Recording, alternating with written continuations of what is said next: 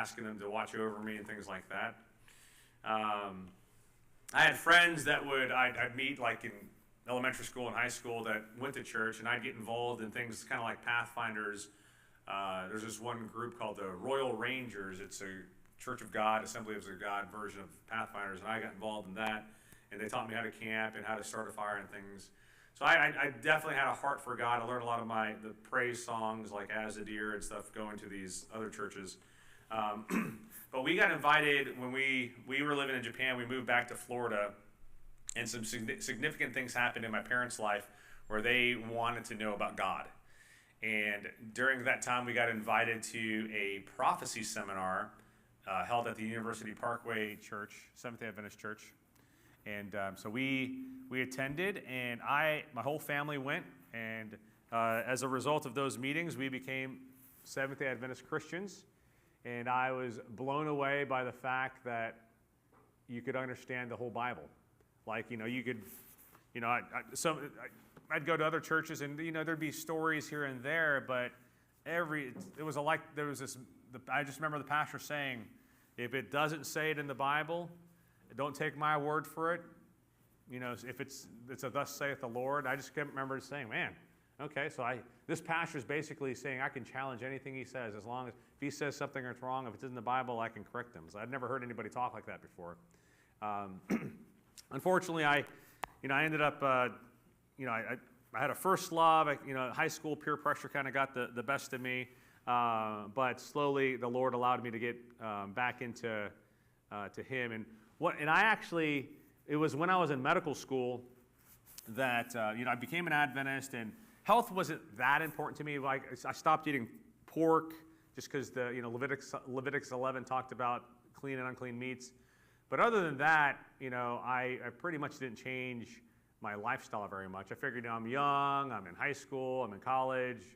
That's something that old people have to worry about. But when I got into medical school, I started really realizing, so many times I'd be talking or listening at lectures, and they'd be talking about diabetes or hypertension or gout or all of these medical problems we suffer from. And they would always say, you can change your diet and your lifestyle and you can reverse these problems. But since most people won't do this, here are the drugs. Here are the drugs. Here are the drugs. And so we spend 95% of our mind learning the drugs and the proper treatment when, the best treatment really was just eating a plant-based diet, exercising, basically the 8 laws of health. I know not too long ago you had Barbara O'Neill come here, and she gave a lot. I've heard some of her talks online, but I think being a part of the Adventist Church has been probably one of the biggest blessings to my family's life. My grandfather died in his early 60s from his 5th heart attack. My dad is almost 70 years old now. He's never had a heart attack. Those that have not, from his family that have not become Adventist, are suffering from all the stuff that his dad suffered from. So, when you follow the principles found in the Scriptures, you really get the benefits. You really find out really God does care, and a lot of the things that we suffer from in this life, not everything, but a lot of them are just things that we put on ourselves from neglect of doing what God's already instructed us. So, anyways, I just wanted to share a little bit about myself. This story kind of encapsulates it. So. This is my senior year at Loma Linda. I got an opportunity. So my freshman year of Loma Linda, I made a radical change in my life. I basically initially went vegetarian, then I went vegan, then I saw my cholesterol. Your first year of medical school, you learn how to draw blood on each other, and so they take the blood and do something with it. So they checked my cholesterol, and I had just been I was the captain of the gymnastics team down at Southern Adventist University. I could bench press over 300 pounds. I could do like 30 pull-ups. I could run a 5.5 minute mile. So I was in really good shape, but my cholesterol was through the roof. And it's because I had thought that in order to be healthy, you had to eat a lot of protein. And the only way to get a lot of protein is eat a lot of meat. And so I ate a lot. I actually had a buddy of mine that was the manager of the Burger King in Ooltewah, and he would just bring home like all these Whopper patties that, we're going to throw them away. I would literally eat 10 Whopper patties with nothing else. And I would do that at 10 o'clock at night, right before I would work out for 2 hours. And I thought that was healthy. Well, years of doing that, I had an opportunity to be able to find out my cholesterol was excess of 230, 250, and just years. And I was like, whoa. Well, I know from medical school that this puts me at the highest tier of having a myocardial infarction or a heart attack. So I tried for 30 days. I had some friends that were like, hey, Jason, they did this thing based upon Daniel chapter 10, like a Daniel challenge. And so I tried going completely vegan, or, well, I guess at the time it was completely vegetarian for 10 days. I still ate eggs, I think, at the time. And I carried it on for 30 days, and I redrew my blood, and I dropped 100 points. I went from 230 to 130. More powerful than Lipitor or Crestor or any of those drugs. And I felt better. I lost 12 pounds, because during this time I'd actually gained a little bit of weight in medical school, sitting around studying and eating that way. So I used to eat that way, but I would exercise a lot, 2 to 3 hours a day, between gymnastics and working out in college. But I didn't have 2 to 3 hours to work out at medical school. So anyways, let me see. I think I lost my thing here.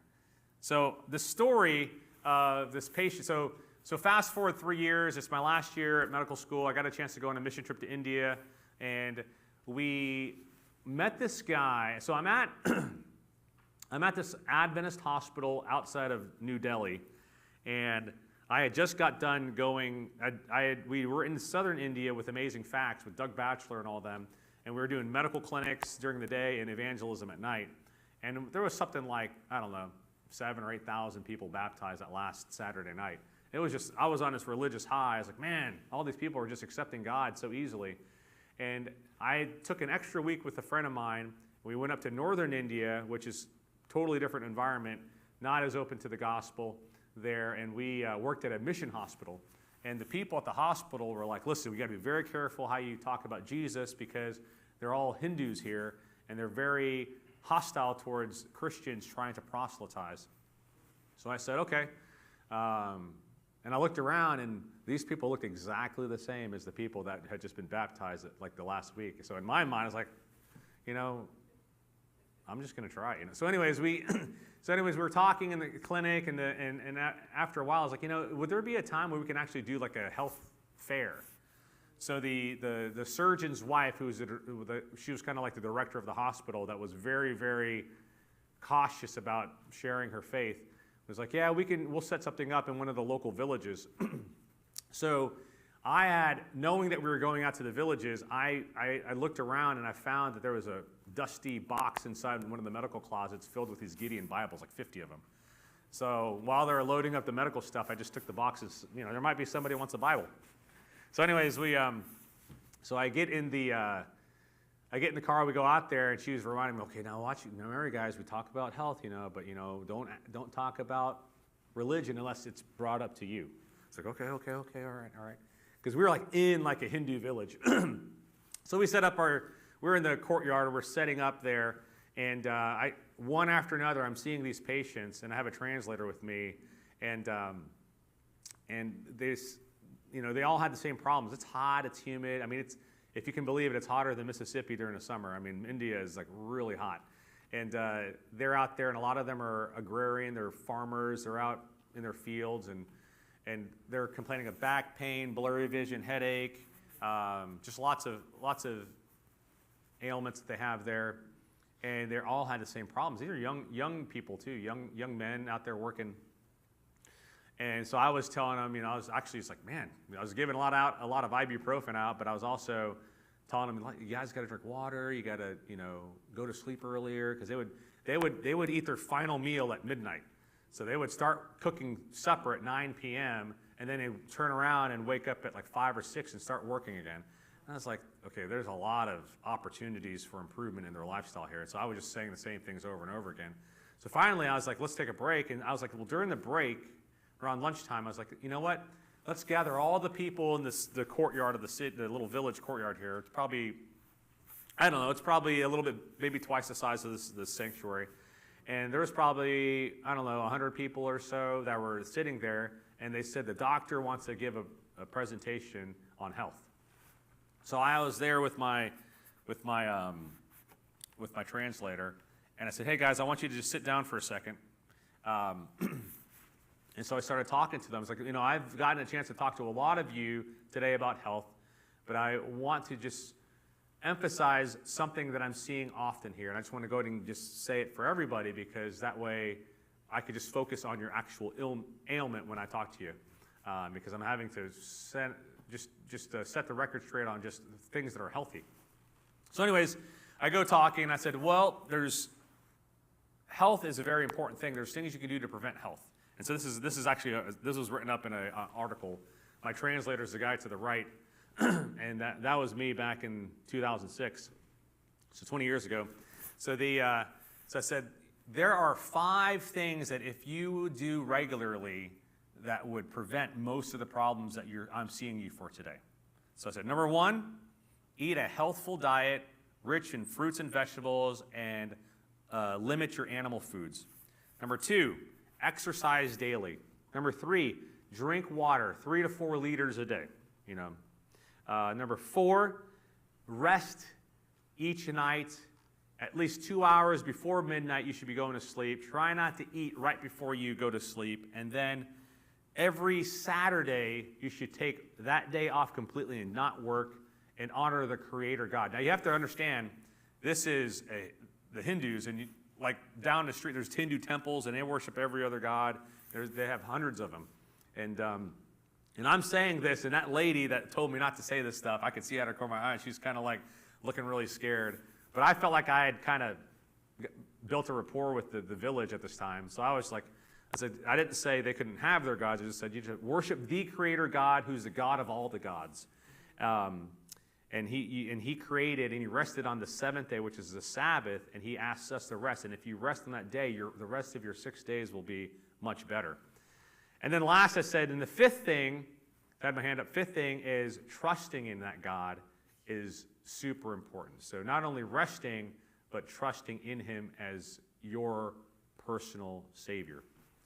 And so with that, I kind of just stopped, and I just got real blank, and then I said, then I had one of those Bibles, those Gideon Bibles. I had actually taken one from the box and put it in my back pocket. I said, if you would like to learn more about these health principles and the God that wrote them, there's a group of people called Seventh-day Adventists, and they've been studied. They live 10 to 15 years longer than just about anybody else in the places where they live, because they're following these principles. And if you would like to know that God for yourself, raise your hand, and I'll give you one of these Bibles. And it got really quiet. And, I was just kind of looking around, and people were looking around, and all the Indian people were looking at each other, and there was a couple of really upset-looking faces because they had heard what I said. And then, it felt like a long time, but I don't know, maybe it was only about 10 seconds or so. But anyways, one guy in the back all of a sudden just shoots his hand up. And everyone looks at him, and they look at me, and they all put their hands up. There's 70 or 80 people that wanted Bibles. And so I only had 50. And so I could see the look of relief on the face of the wife of the head surgeon who was from that area. And so everything got better. They wanted the Bibles. But anyways, afterwards, this guy that's in the picture in between me and Pastor John said, hey, I got to talk to the doctor. I got something to say to you. And he's like, so they get to talking in Hindi because he knows the language. And I could tell, the translator's eyes are getting all big and stuff. I said, dude, I want to listen. What's going on? What do you say? He's like, you'll never believe this. This gentleman is 60 years old. 10 years ago, he was working in the field. He was out working in his farm, and all of a sudden, he fell down. He couldn't move his right arm. He couldn't move his right leg, and he couldn't speak. What did he have? He had a stroke. So obviously, it sounds like it affected the left side of his brain because that's the speech center, and it controls the right side of the body. He said he crawled his way back to his hut using his arm and his left leg. And he laid there, and his family was just they didn't know what to do. They were praying to the gods to help him, and nothing worked. And he said, one night I was in despair, and I had a dream. And in this dream, there was a man dressed in white that told me that if I do 5 things, that I would be healed and I could live a better life. And he said, I never knew who that man was until today when the doctor told me the exact 5 things in the exact 5 order. And I've never said 5 things because it's 8 laws of health, right? So it's actually, New Start is 8 things. So I don't know why, because in my mind I was just like, oh, you have one hand, just put 5 fingers, it'll be easy for people to remember. But the reason, now I know why I said 5 things is because that guy heard 5 things from the angel that spoke to him in his dream. He says, now I know the God, and I got one of the Bibles, and I'm going to learn more about him, and I want to follow him. And I was just like, wow, this is like one of those stories you get from like, gospel missions or something. But anyways, what it did for me as a young doctor and a fairly recommitted Seventh-day Adventist, I'd kind of squandered in my faith and had just recently come back to the Lord, was like, the Adventist church isn't just preaching a bunch of fairy tales. God has entrusted this church with Bible truths to be a blessing to the world. And if we are unwilling to share those blessings, he'll send an angel in a dream to help those people.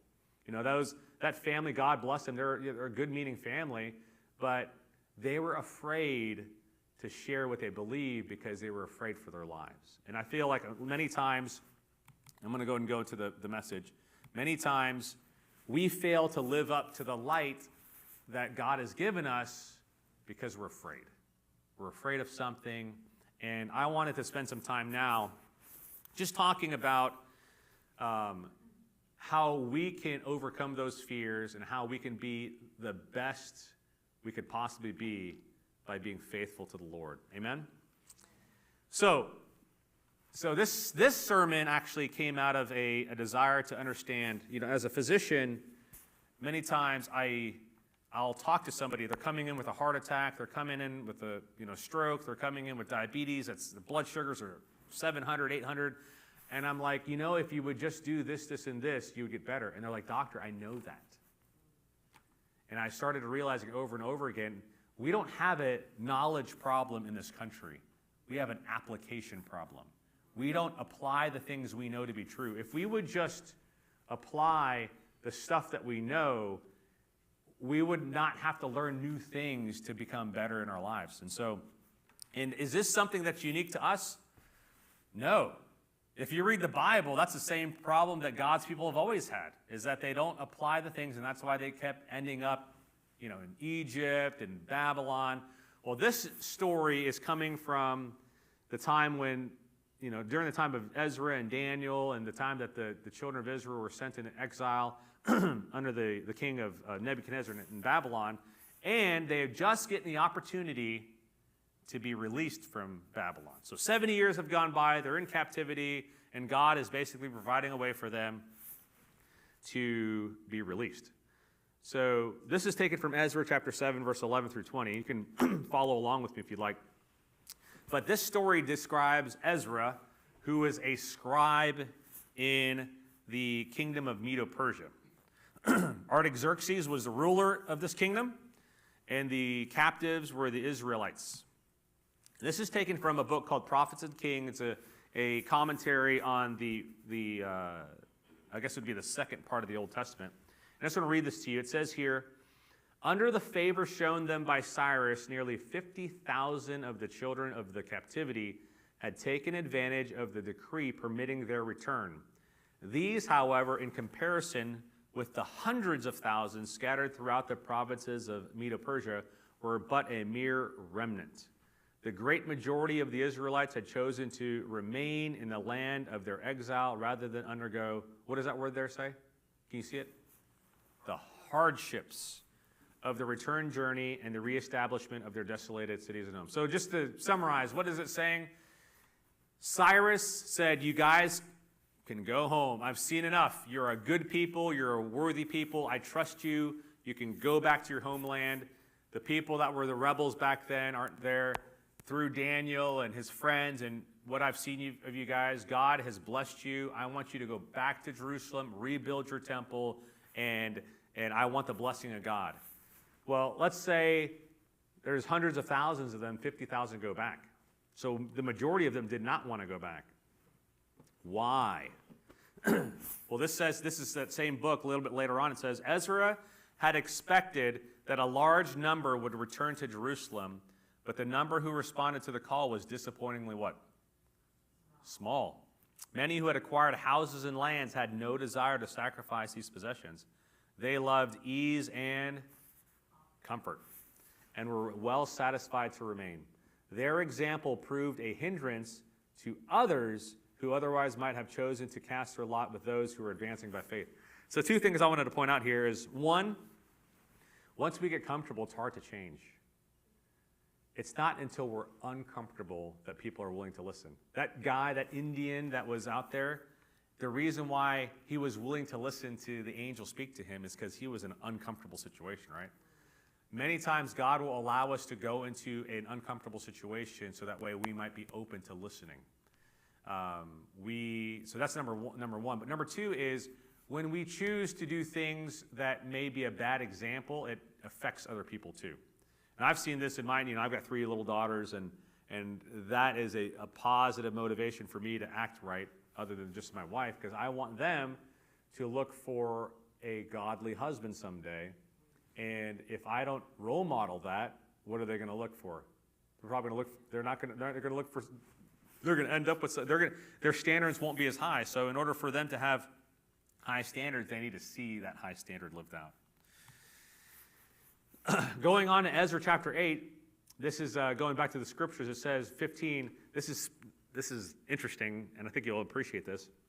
In verse 15, it says, "Now I gathered them by the river that flows to Ahava," and this is Ezra speaking, because he's gathering all the people to go back to Jerusalem. And he says, "And we camped there for 3 days. And I found and looked among the people and the priests and found none of the sons of Levi there."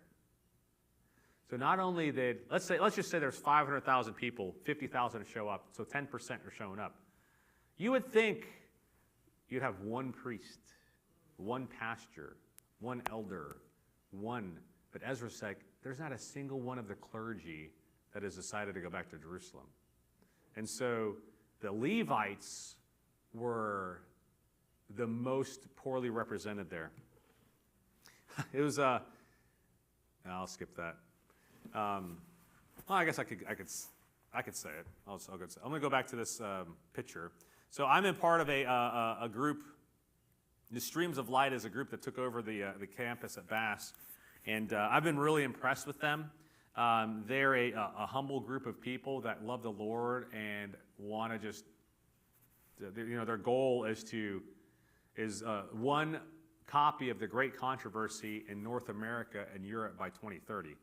They've got like 3.5 years to go. They got a lot of work to do, but I've just seen amazing things happen. So they do these mission trips, and during our camp meeting this past May, they did basically a mission trip the first weekend, and we were able to knock on some 2,000 or 3,000 doors and got, I want to say, passed out 2,000 or 3,000 great controversies and got like almost 200 Bible study contacts. Like more Bible study contacts than we could actually deal with if we actually had to hire a Bible worker. But it's a good problem to have.